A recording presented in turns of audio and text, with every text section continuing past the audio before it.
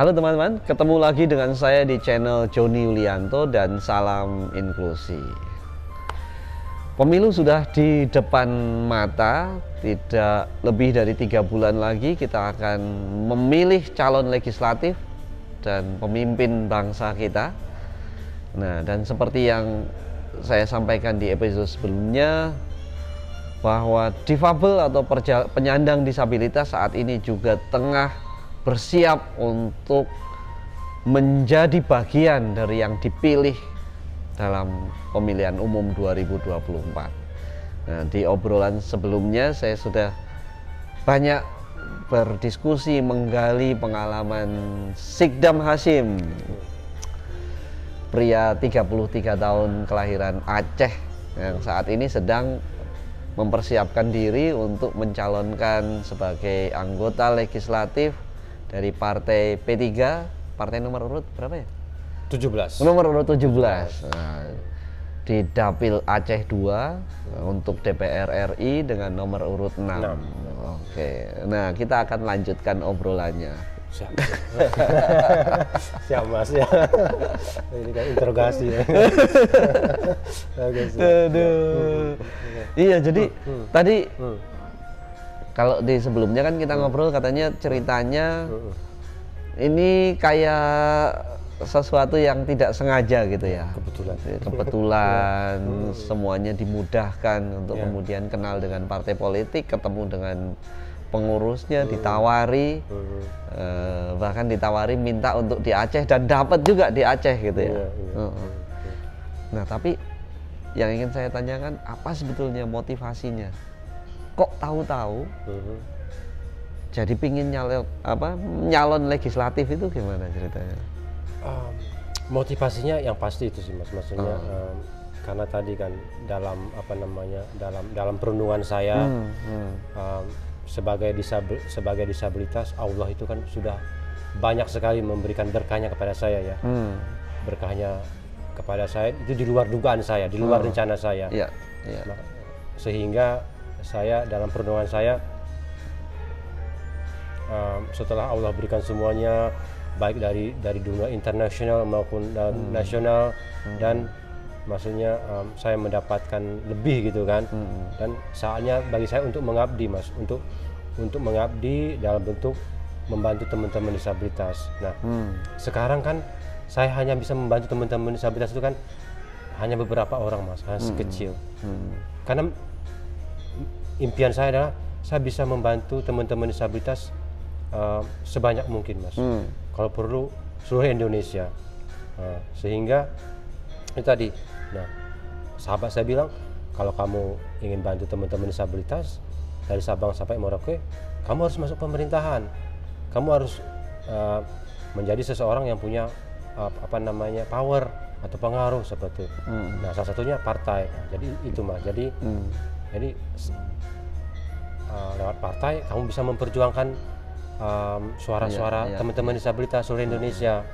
Nah, ya itu jadi motivasi saya jadi caleg itu Mas, yaitu saya ya ingin memperjuangkan namanya teman-teman disabilitas. Jadi yang motivasi saya berharap gitu ketika ya insya Allah kalau Allah mengizinkan saya duduk di sana Mas, ya itu maksudnya saya bisa membuat maksudnya pendidikan untuk teman-teman disabilitas itu lebih maju lagi, lebih baik.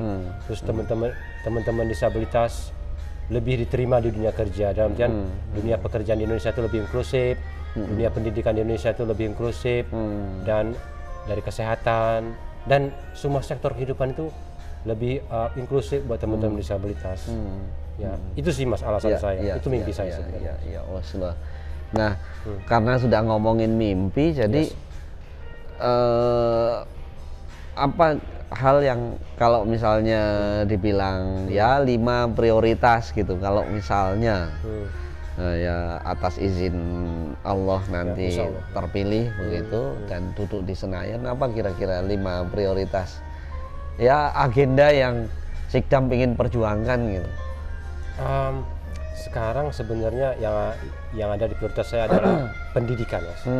Pendidikan itu, jadi pendidikan terutama saya ingin memperjuangkan itu adalah apa namanya pendidikan tidak hanya inklusif ya. Kalau bisa itu apa namanya teman-teman disabilitas itu bisa apa namanya mengakses dunia pendidikan, terutama perkuliahan Mas. Universitas itu lebih gampang lagi. Saya memperjuangkan itu sebenarnya, saya nggak tahu ini mimpi aneh atau tidak. Saya tuh pengen itu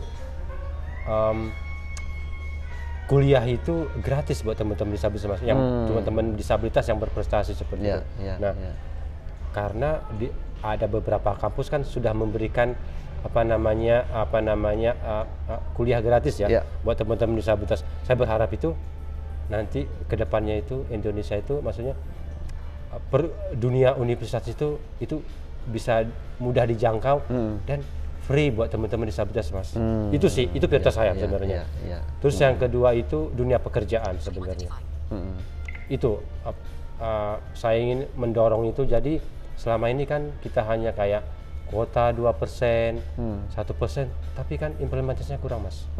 Nah jadi saya ingin itu lebih mempromosikan itu lagi, lebih keras lagi, lebih gencar lagi, sehingga yang kuota 1% itu benar-benar terlaksana gitu loh Mas. Jadi dalam artian saya ingin memberikan kayak, kalau sekarang kan mungkin beberapa perusahaan enggan untuk melaksanakan kuota 1%, karena bagi mereka tidak ada reward and punishment.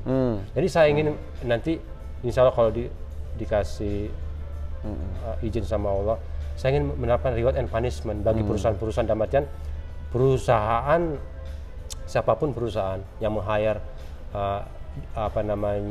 disability itu, mereka dapat reward. Contohnya kayak pemotongan pajak, ada kan gitu kan. Nah itu jadi ketika kita memberikan potongan pajak, otomatis semangat mereka untuk meng-hire teman-teman disability itu kan kencang Mas. Jadi ada motivasi.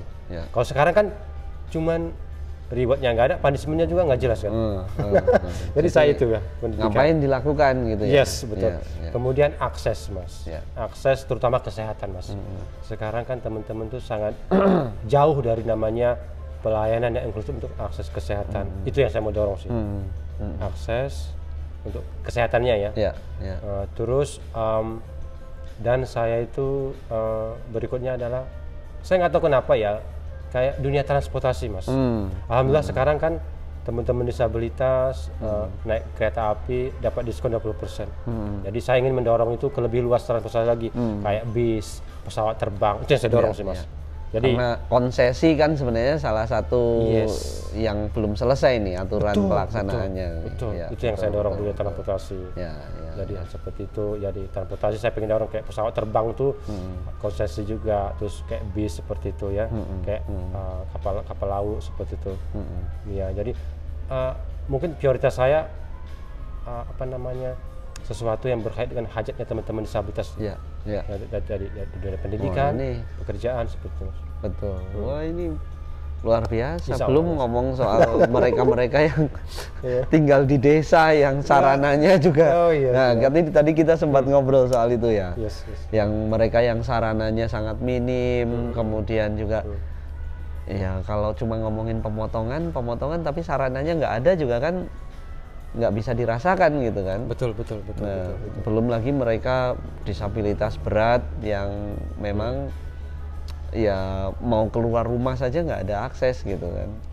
Bagaimana mau dapat akses kesehatan dan yang lain-lain kalau tidak ada peran serta negara di situ. Ya kan. Nah, partai politik gimana respon atau apakah sebenarnya kalau menurut Sikdam gitu ya, partai politik itu sejauh ini sudah menangkap apa yang menjadi aspirasi dan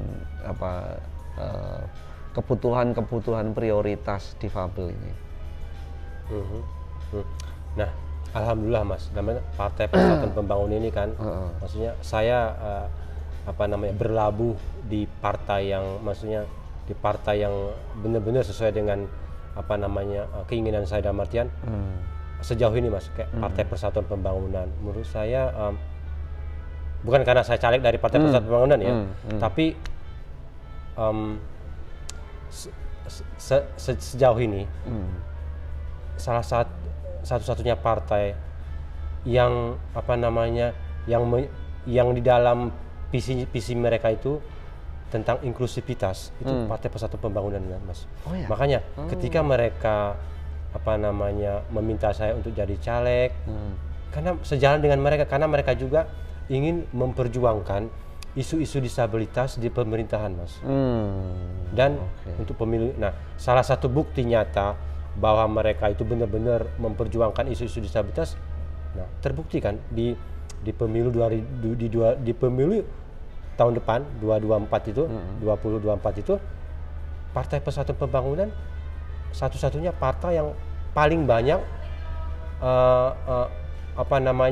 paling banyak calegnya disabilitas, Mas. Untuk DPRI aja dari 9 caleg disabilitas 3 dari Partai Persatuan Pembangunan. Ini kan bukti nyata, Mas. Kalau mereka tidak hanya omong-omong aja, tapi bukti nyata. Dan alhamdulillah visi misi saya dengan perjuangan Partai Persatuan Pembangunan itu sejalan, Mas. Mereka juga memperjuangkan hak-hak disabilitas nanti di pemerintahan, dan mereka mendukung, dan dalam kampanye juga mereka mendorong saya untuk khusus menyuarakan hak disabilitas, Mas.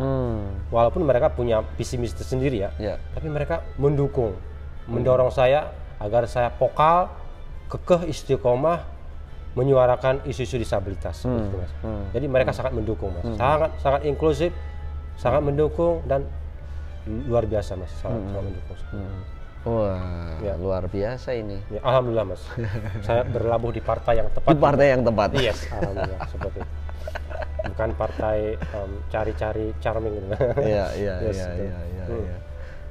Nah, kira-kira yang sudah dipersiapkan kan ini waktunya tidak lama lagi ya. Hanya sekarang November 15 sekarang tanggal berapa? 28 November. Iya, 28 November nanti mulai gitu kan, kemudian Februari sudah pencoblosan. Nah, ini apa yang sudah dipersiapkan? Ya, yang pertama sih mental pasti ya. Mental itu pasti, Mas. Supaya tidak ada kalau caleg yang non disabilitas stres banyak, Mas. Jangan sampai caleg disabilitas stres. Mental pasti itu di awal, Mas.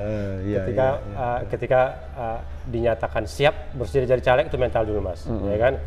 Yang kedua tim. Jadi ketika saya dinyatakan jadi daftar caleg sementara 3 bulan lalu, saya sudah siapkan tim kecil lah di lapangan di Aceh. Sudah siapkan tim ya, yang door to door, yang bikin baliho segala yang mempromosikan saya lah, yang mensosialisasikan Sikdam Hasim sebagai caleg ya di Aceh. Tim sudah, terus sudah mempersiapkan brosur juga untuk disebarkan ke masyarakat, terus pasang baliho juga sudah, seperti itu. Ya sejauh ini persiapannya itu sih. Dan ya pasti dana lah.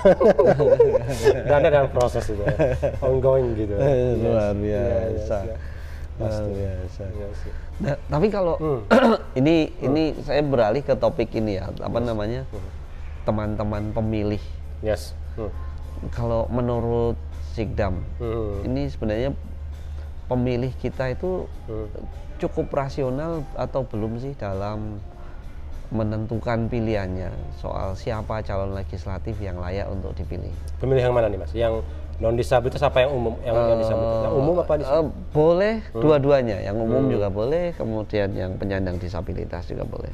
Nah, alhamdulillahnya, Mas, ini pemilu kali ini kan, ketika saya pernah mapping ke dapil saya di Aceh, jadi alhamdulillahnya itu jadi begini, Mas, prestasi, figur, ketokohan, dan sosok seseorang itu adalah salah satu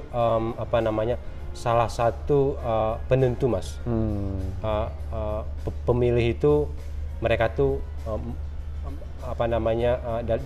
pemilih itu mereka mau pilih siapa. Dalam artian sekarang itu alhamdulillahnya itu masyarakat kita tuh sudah pintar, Mas. Jadi mereka tuh sudah memilih dengan rasional, bukan lagi memilih karena faktor A, B, C, D gitu. Jadi alhamdulillahnya, Mas, saya diuntungkan dengan seperti itu.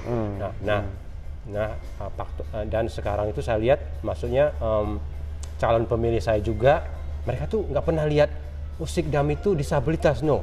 Itu alhamdulillahnya. Jadi mereka itu sudah melihat latar belakang saya siapa, Sikdam itu siapa, segala macam, itu alhamdulillahnya. Jadi pemilih saya itu kan sekarang begini kan, orang berpikir, oh Sikdam disabilitas, pasti suaranya juga disabilitas, no. Jadi pemilih saya itu ya ada yang disabilitas, calon saya itu ada yang nanti yang disabilitas atau yang non disabilitas, jadi umum lah gitu mas. Alhamdulillah pemilih kita itu sudah rasional sih mas. Jadi tidak melihat seorang itu karena disabilitasnya segala macam. Alhamdulillah itu alhamdulillah. Artinya berarti kan apa namanya, aspirasi yang ingin dibawa oleh Sikdam pada saat nanti terpilih itu juga bukan hanya aspirasi dari teman-teman difabel saja ya. Nah, sebenarnya di awal saya takut mas, takutnya dalam begini, kan visi misi saya itu caleg itu adalah memperjuangkan hak disabilitas.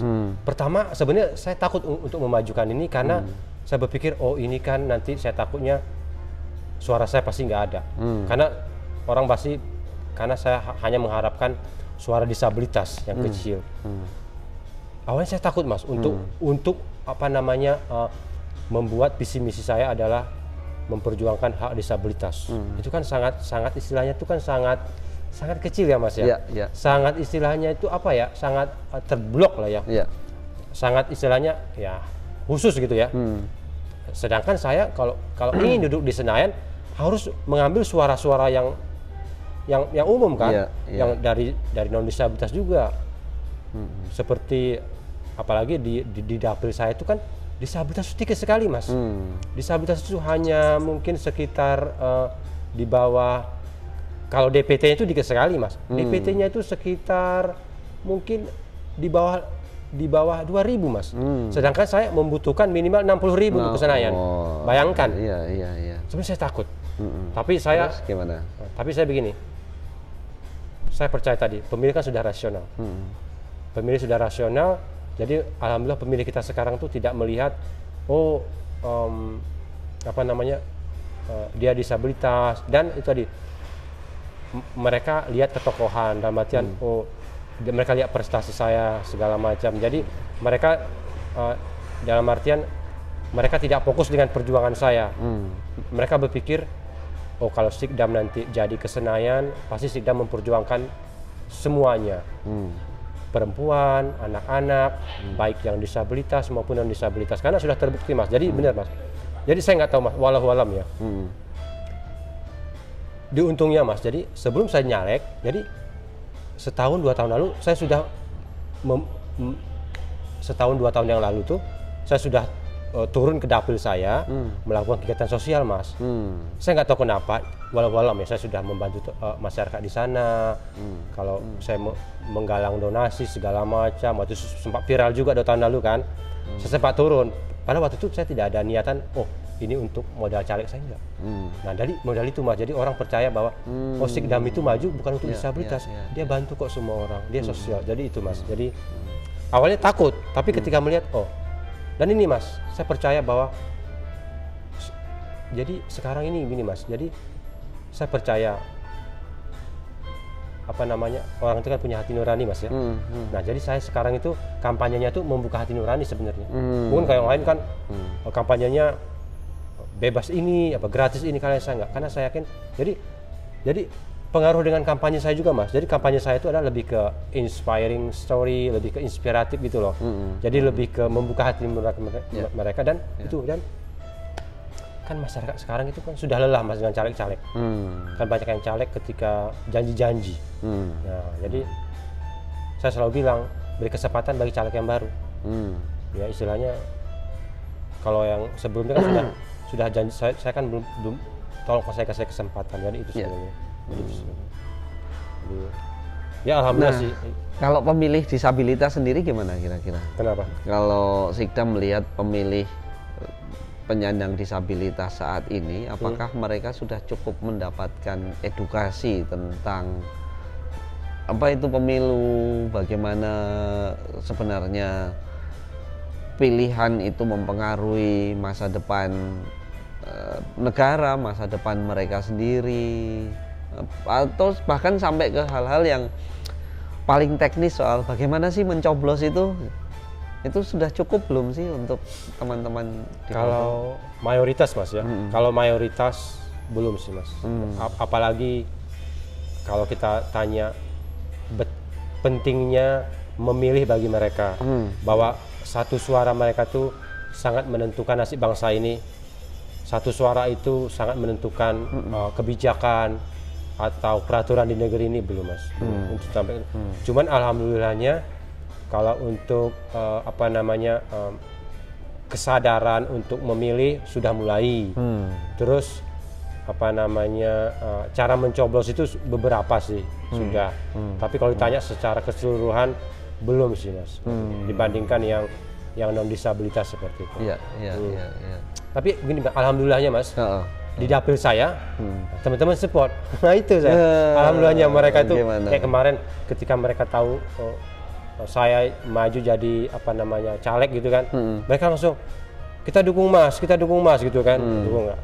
Dukung karena iya mereka dukung, kita bikin, jadi mereka dukung Mas, jadi mereka kayak mobilisasi gitu kan teman-teman. Jadi mereka kapan ketemu segala, jadi antusias Mas. Alhamdulillah seperti itu. Nah itu, alhamdulillah teman-teman yang di Aceh itu dukung sekali, luar biasa Mas. Itu. Kalau dari partai politik sendiri dukungannya seperti apa sebagai seorang calon legislatif itu? Terutama calon legislatif Sikdam sebagai calon legislatif yang difabel ya, gimana mereka memberikan dukungan? Alhamdulillah sih luar biasa sih Mas. Jadi mereka tuh memfasilitasi. Itu yang menurut saya memberi saya kemudahan. Dalam artian, misalnya dalam misalnya berkampanye, ya kan? Jadi berkampanye mereka membantu untuk memblow up saya, mempromosikan figur saya ya, lewat caleg-caleg yang di DPRD tingkat 1, tingkat 2. Jadi mereka ketika kampanye menyertakan saya gitu loh, seperti itu, secara offline maupun online. Jadi mereka membantu mempromosikan saya, mengkampanyekan figur saya bahwa oh ini ada caleg disabilitas. Contohnya begini, Pak Sandi, Pak Sandi, dia dengan Sandiaga Uno. Yes. Dia kan partai P3. Kayak hari ini Pak Sandi dengan bangganya posting saya di Instagramnya beliau, mempromosikan Sikdam Singgayo caleg disabilitas. Jadi seperti itu Mas, jadi dukungannya luar biasa dari partai. Mereka mempromosikan saya, maksudnya memberitakan berita ini, bahwa Partai Persatuan Pembangunan punya caleg disabilitas dan siap memperjuangkan ke seluruh Indonesia Mas, ke semua jaringannya partai. Itu yang luar biasa Mas dukungannya. Dan sejauh ini Partai Persatuan Pembangunan untuk caleg disabilitas luar biasa sih Mas. Sangat support mereka, sangat dukung. Itu yang bikin saya alhamdulillah berterima kasih sekali sih Mas. Itu yang menurut saya, Allah itu baik banget sama saya, mempertemukan saya dengan partai yang bagus gitu kan. Ya, alhamdulillah Mas. Jadi mereka tuh, partai itu tidak meninggalkan saya, tidak melupakan saya, tidak, apalagi kayak menganggap saya sebelah mata, enggak Mas. Justru mereka itu memperjuangkan saya, mengharus utamakan saya dibandingkan caleg-caleg yang non disabilitas gitu loh Mas. Itu luar biasa Mas. Itu yang luar biasa dukungannya. Iya. Wih. Alhamdulillah sih Mas. Ya. Ini nanti 3 bulan nanti kan akan jadi proses yang melelahkan barangkali ya. Pasti. Sekarang aja sudah melelahkan. Sekarang udah. Jadi bener Mas, jadi caleg itu bener stres. Gimana? Capek Mas. Jadi kampanye kan sekarang kampanye tertutup ya. Sudah kampanye. Jadi mental Mas. Jadi saya pernah kampanye kan. Jadi mungkin orang ini nggak kenal saya. Dia bilang, caleg, kalau mau menang tolong ini jembatan dibetulkan. Jadi seperti itu. Terus ada yang kadang-kadang, jadi ada yang dari mulai komentar-komentar yang mendukung Mas, ada komentar yang menyakitkan, ada. Jadi sudah jadi jasmani rohani sudah diserang Mas sekarang. Bener, itu luar biasa Mas. Jadi ini belum yang terbuka ini ya? Belum. Waduh, yang tertutup itu sudah bener Mas, luar biasa. Capek jadi caleg itu. Iya. Capek luar biasa. Tapi sudah disiapkan semuanya ya. Alhamdulillah. Lumayan. Jadi, alhamdulillah. Pertanyaan saya lanjutannya gini. Oke. Kalau pertanyaannya kalau jadi kan enak jawabannya. Pasti. Kalau nggak jadi gimana?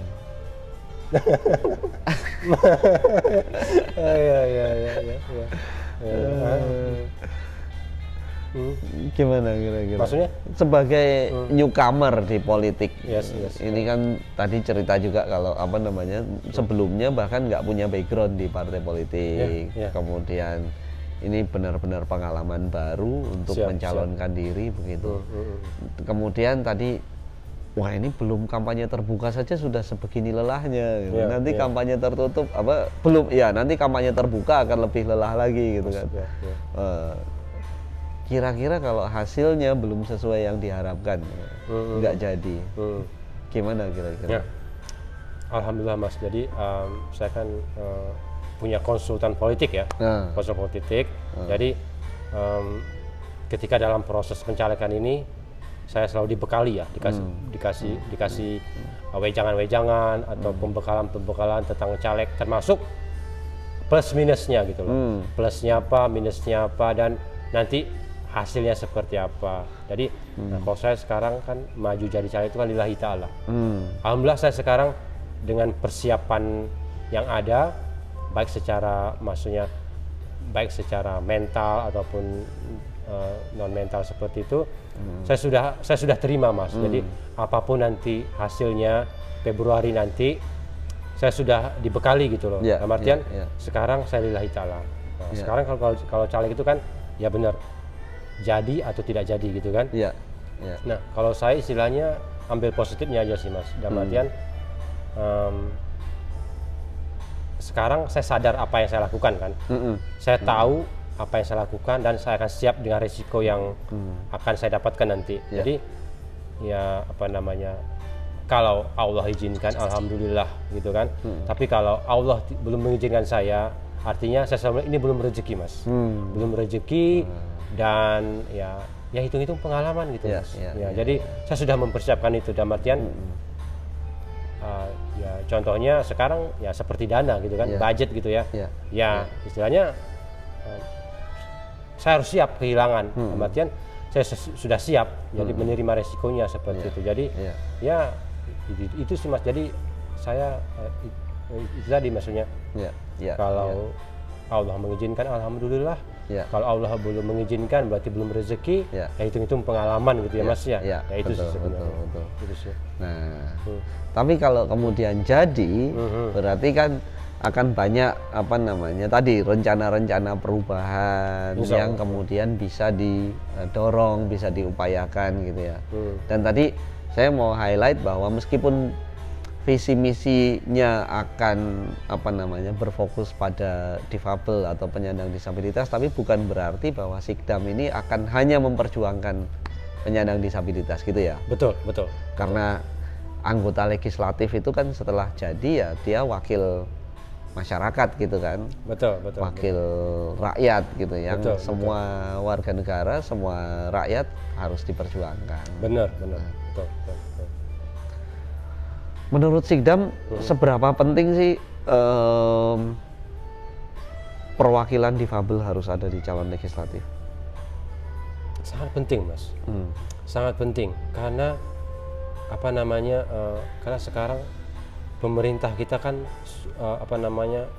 sudah mulai inklusif ya, sudah mulai menyadari, sudah mulai peduli terhadap isu disabilitas. Nah, masalahnya pemerintah itu kan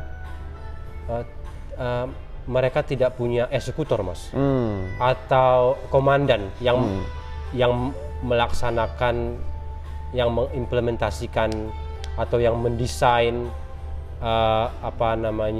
kebijakan-kebijakan atau peraturan-peraturan dari pemerintah itu sendiri kan. Makanya menurut saya penting sekali perwakilan disabilitas di DPR MPR itu penting sekali menurut saya, karena seperti tadi kan, ketika pemerintah punya program, kan semua program, semua kebijakan, semua peraturan pemerintah itu kan berkaitan dengan semua sektor kehidupan. Nah, ketika teman-teman disabilitas tidak ada di sana, otomatis semua program, semua kebijakan, semua peraturan yang diterbitkan pemerintah itu kan tidak memasukkan isu disabilitas di situ, Mas. Jadi akibatnya ketika program itu diimplementasikan, ketika kebijakan itu diimplementasikan, jadi teman-teman disabilitas ini tidak tersentuh, Mas. Tidak dilibatkan. Ya. Itu akibatnya. Contohnya misalnya di bidang peternakan ya. Tahun lalu pemerintah Dinas Kementerian Pertanian ada program 1000 sapi buat peternak. Jadi itu program 1000 sapi ini hanya menyentuh peternak-peternak yang non disabilitas. Sedangkan peternak-peternak yang disabilitas tidak mendapatkan program ini karena mereka ya mungkin dirasa tidak layak, tidak dirasa jadi peternak gitu kan. Padahal faktanya di Jawa Tengah, di Jawa Timur banyak sekali peternak yang disabilitas. Bayangkan ada peternak disabilitas yang tuli, peternak disabilitas yang tunanetra, peternak disabilitas yang fisik kan. Karena tidak adanya perwakilan ini di sana, mereka tidak tersentuh, Mas. Jadi contohnya seperti itu. Jadi menurut saya penting sekali. Penting sekali menurut saya. Penting sekali, dan kamu sudah mengawali. Harapannya nanti ini berujung keberhasilan dan akan lebih banyak lagi kawan-kawan yang berani untuk mencalonkan diri di pemilu-pemilu berikutnya, gitu ya kira-kira. Harus, ya? Mas, harus. Jadi sangat, apalagi partai-partai itu kan sebenarnya mereka mulai meririk sebenarnya caleg-caleg disabilitas. Tapi teman-teman disabilitas tidak muncul kan. Jadi ya apanya Mas Joni berikutnya gitu kan. Harus, Mas, harus ya. Ya kita harus, teman-teman aktivis disabilitas harus maju, Mas, ya kan. Kita harus makanya hanya teman-teman aktivis yang mengerti kan, yang mereka punya ilmu, punya skill, dan mereka harus duduk di sana kan, harus memperjuangkan itu lewat sistem seperti itu. Ya. Itu penting sekali menurut saya, penting sekali. Nah, ini saya kira poin yang menarik ya, bahwa memang harus mulai berani untuk mewarnai sistem itu melalui ya ikut menjadi bagian dari sistem tersebut, dan Sikdam sudah membuktikannya gitu. Nah, kita berharap, kita doakan sama-sama semoga hasil yang terbaik. Amin. Artinya kemudian pencalonan ini berjalan dengan lancar dan semoga menjadi wakil kita di Senayan nanti. Ya, paling ada hal lain yang mau disampaikan barangkali untuk masyarakat, untuk teman-teman difabel? Ya, paling saya menyampaikan 2 hal gitu ya. Kalau untuk masyarakat Indonesia, bahwa caleg ini kan hak semua orang ya. Caleg itu hak semua orang, baik yang non disabilitas maupun yang disabilitas, dan caleg disabilitas itu juga punya kompeten, Mas. Caleg disabilitas itu mereka bisa bekerja, mereka punya kemampuan, mereka bisa dipercaya, yang terpenting, dan mereka potensi. Ya itu sih. Jadi saya berharap masyarakat juga mendukung caleg dengan disabilitas. Ya, tidak merendahkan mereka, dan beri caleg disabilitas kesempatan. Dan setahu saya, Mas, maksudnya sejak negeri ini berdiri, kita kan belum pernah punya anggota dewan yang disabilitas di DPR RI, Mas ya. Dan saatnya Indonesia punya caleg disabilitas di DPR RI ya. Jadi saya berharap masyarakat Indonesia, khususnya masyarakat di dapil saya di Aceh 2 mendukung saya, sehingga masyarakat bisa membantu saya untuk melahirkan anggota legislatif Dewan Perwakilan Rakyat Republik Indonesia yang disabilitas untuk pertama kali lewat jalur demokrasi ya, Mas. Ya. Untuk teman-teman disabilitas, jangan lupa dukung caleg disabilitas ya. Dan ya ayo, maksudnya harus melek politik seperti itu, dan ya tadi dukung caleg disabilitas seperti itu. Itu sebenarnya. Baik, terima kasih banyak Sikdam. Amin. Semoga sukses dengan perjuangannya. Amin. Salaman dulu dong. Iya. Sukses pokoknya. Amin. Semoga Februari nanti kita mendapatkan kabar yang terbaik. Iya. Mas juga mohon doa dan dukungannya Mas ya. Amin. Ya, yang terbaik lah buat saya. Amin. Demikian teman-teman diskusi kita dengan Sikdam Hasyim Gayo, salah satu calon legislatif difabel dari Dapil Aceh 2 P3 nomor urut 6. Kita akan ketemu di konten-konten berikutnya dan salam inklusi. Ya.